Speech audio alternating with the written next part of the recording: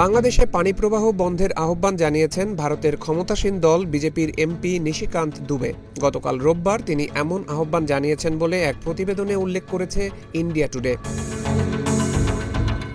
Bundle থাকলে প্রতি সেনমানিতে টাকা বাঁচবে।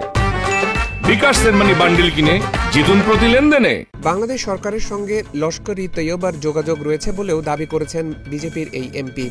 তিনি পাকিস্তান ও বাংলাদেশ উভয়ের সঙ্গে ভারতের সীমান্তে নিরাপত্তা নিয়েও উদ্বেগ প্রকাশ করেছেন। কংগ্রেসের শাসনামলে ভারত ও বাংলাদেশের মধ্যে ১৯৯৬ সালে গঙ্গা পানি বন্টন চুক্তি হয়েছিল। ওই চুক্তিকে ত্রুটিপূর্ণ উল্লেখ করে নিশিকান্ত দুবে বলেন, পাকিস্তান পানি সরবরাহ বন্ধ করতে ভারতকে প্ররোচিত করেছিল এবং এখন বাংলাদেশের বিরুদ্ধে একই ধরনের পদক্ষেপ নেওয়া দরকার। সন্ত্রাসবাদে জড়িত দেশগুলোর সঙ্গে পানি ভাগাভাগি করা কতটা যৌক্তিক এমন প্রশ্ন তুলে তিনি বলেন, আমরা আর কতদিন সাপকে পানি সরবরাহ করব? এখন সময় এসেছে তাদের পিষে ফেলার।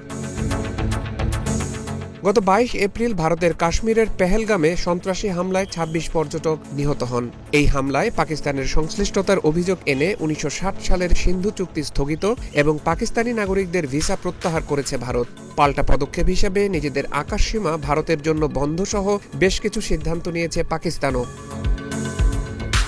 এরপর এই ঘটনায় ভারতের বিজেপি নেতাদের নতুন করে বাংলাদেশকে জড়িয়ে কথা বলতে দেখা যাচ্ছে।